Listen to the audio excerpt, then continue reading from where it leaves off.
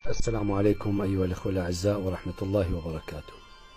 هذا هو مرقد السيد أحمد بن عيسى. Di permukaan tanah terdapat masjid dan ruang wudhu. Di sampingnya terdapat makam berbentuk kubah. Tangga mengarah ke lereng yang lebih rendah di kumpulan makam dan makam anggota keluarganya. Di bagian dalam dinding dan langit-langit makam terdapat ratusan bola benang kecil yang ditempatkan oleh para peziarah dengan harapan mendapat berkah keberuntungan. Demikian tulis situs berbahasa Inggris atlasislamika.com menggambarkan keadaan makam nenek moyang klan Ba'alawi Yaman yang bernama Ahmad bin Isa al-Muhajir. Makam ini merupakan tempat ziarah yang paling populer di Hadramaut, Yaman. Menurut atlasislamika.com, kalangan peziarah wanita jauh lebih dominan mengunjungi situs makam ini karena juga merupakan tempat pemakaman seorang syekha atau seorang wanita suci. Atlasislamika.com lebih jauh menulis, Al-Muhajir wafat pada tahun 345 Hijriah. Namun demikian, versi lain menyebutkan beliau wafat pada tahun 307 Hijriah atau setara dengan tahun 924 Masehi di Al-Husaisah, sebuah kota antara Tarim dan Seiyun, Hadramaut. Makamnya yang hampir tak pernah sepi peziarah itu berdiri di atas bukit dan merupakan salah satu tempat pertama yang dikunjungi para pelancong di Hadramaut ketika mereka mengunjungi daerah tersebut. Tetapi pertanyaannya, benarkah itu merupakan makam Ahmad bin Isa al-Muhajir yang asli? Kontroversi ini menyeruak dalam diskusi beberapa waktu lalu di kanal YouTube pada Suka TV antara Gus Rumail dan Kiai Haji Imaduddin Usman Al-Bantani. Setelah melewati perdebatan yang keras, keduanya kemudian menyepakati 3 hal berikut ini. 1. Tidak ada catatan Ahmad bin Isa pernah ke kota Basrah, Irak. 2. Tidak ada catatan Ahmad bin Isa pernah ke negara Yaman. 3. Ahmad bin Isa tidak memiliki gelar Al-Muhajir.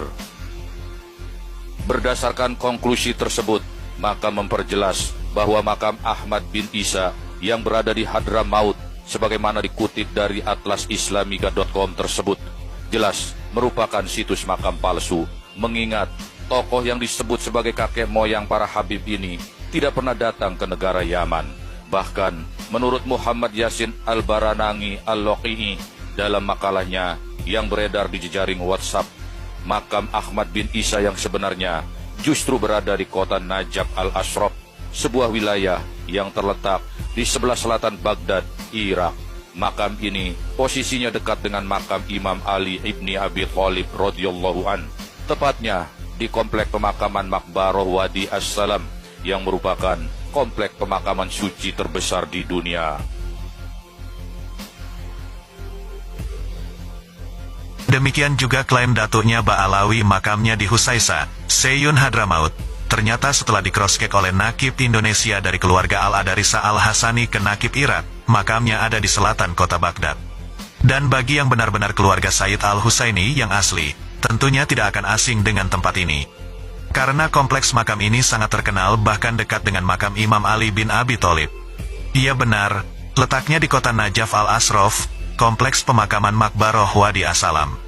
Silakan bagi yang penasaran atau telanjur senang menuduh saya berbohong untuk dibuktikan ke Irak, tentu saja dengan meminta izin ke Nakib setempat, agar memperoleh petunjuk letak dan posisinya, mengingat beliau disemayamkan berdekatan tiap per blok keluarga.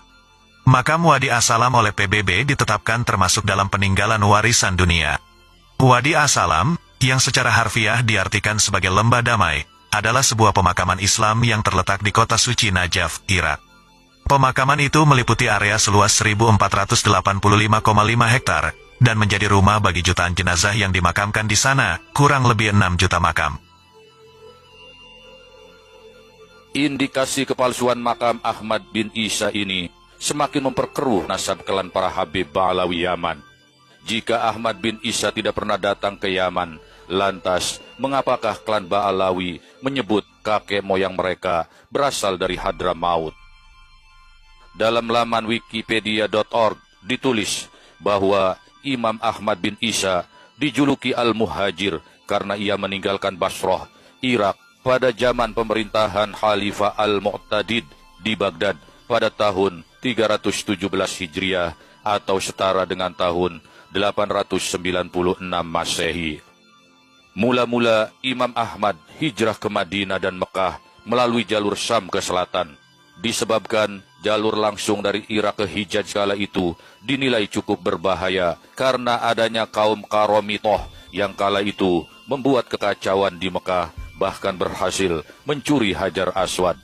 Kemudian pada tahun 318 Hijrah atau setara dengan tahun 897 Masehi, Imam Ahmad bin Isa memulai perjalanan lagi, yang kali ini dimulai dari Mekah menuju Yaman, dan kurang lebih sampai di Yaman sekitar tahun 319 Hijrah atau tahun 898 Masehi. Hijrahnya beliau dan keluarga karena sebuah alasan yang disebut para ulama sebagai ilham agar beliau mendatangi kawasan Yaman Selatan, yakni Hadramaut, yang kala itu masih didominasi kaum Ibadi. Wikipedia.org melanjutkan, menurut Dr. Muhammad Hasan Al-Aidrus, pengajar sejarah di Universitas Uni Emirat Arab, nama Al-Muhajir adalah sebuah gelar karena Al-Imam Ahmad bin Isa hijrah dari Basrah setelah kota itu menghadapi serangan massal dari kaum Khawarij dan pemberontakan orang-orang yang berasal dari Afrika.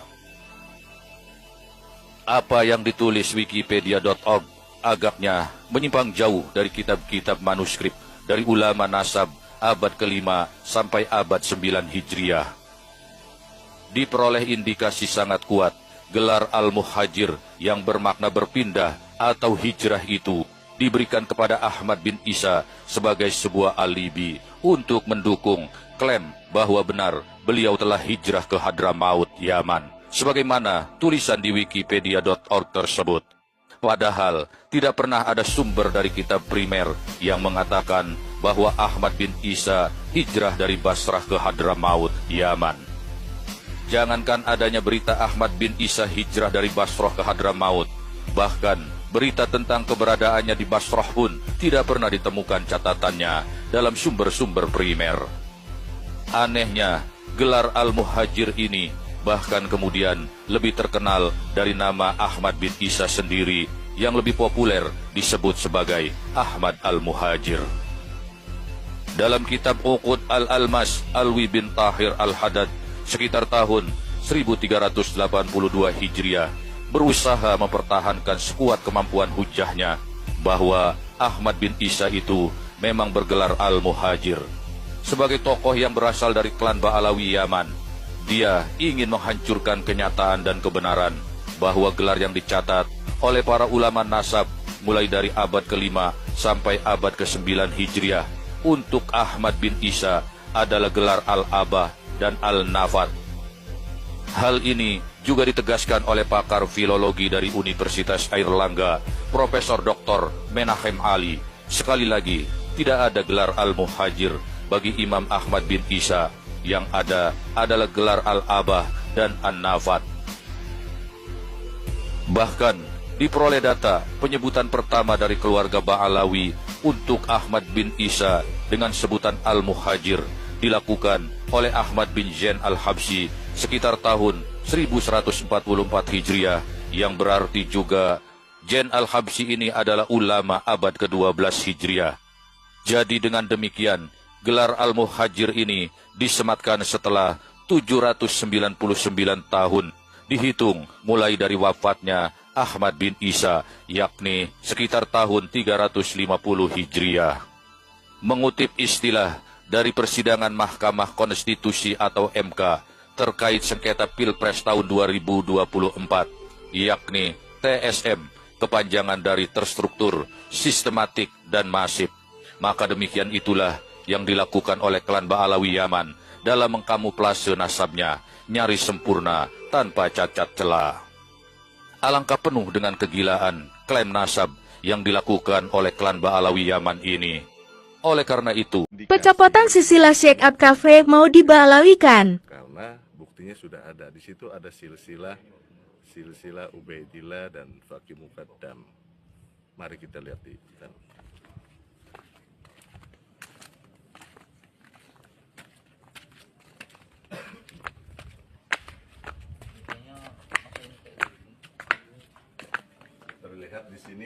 Terlihat di sini ada Ubaidillah, Alwi, Alawiyah, Muhammad, Faqih Muqaddamnya mana? Faqih Muqaddam. Jadi kita lepas, jangan sampai leluhur kita ini Syekh Abdul Kafi dibalawikan oleh mereka. Siap. Bismillahirrahmanirrahim. Ini sejarah. Ini leluhur kita, bukan Ba'alawi. Sejarah kita lepas.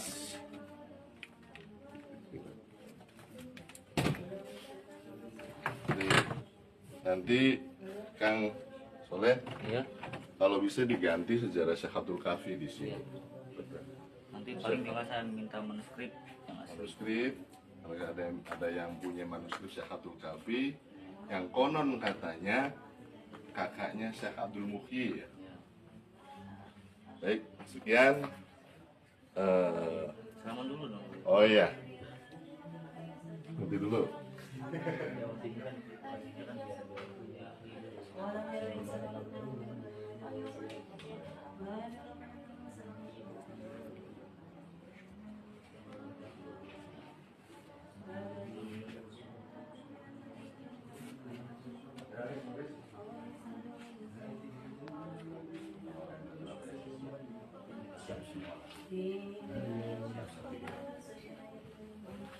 Baik.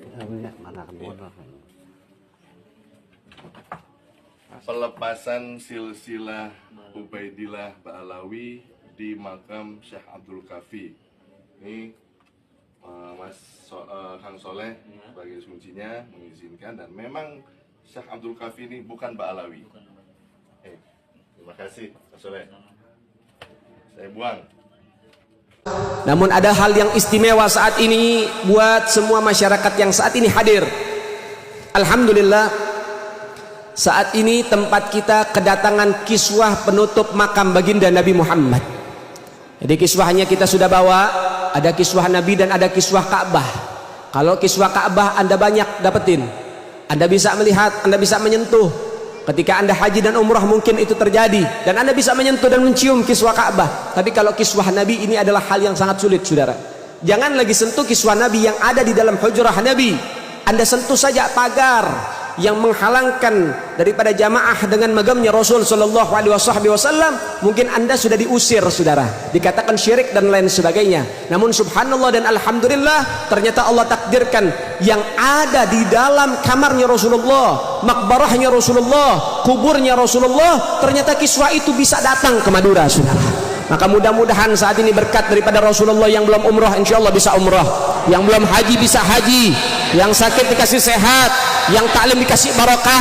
Insyaallah mudah-mudahan kabul semua hajat-hajat kita dunyawiyah wa ukhrawiyah. Amin ya rabbal.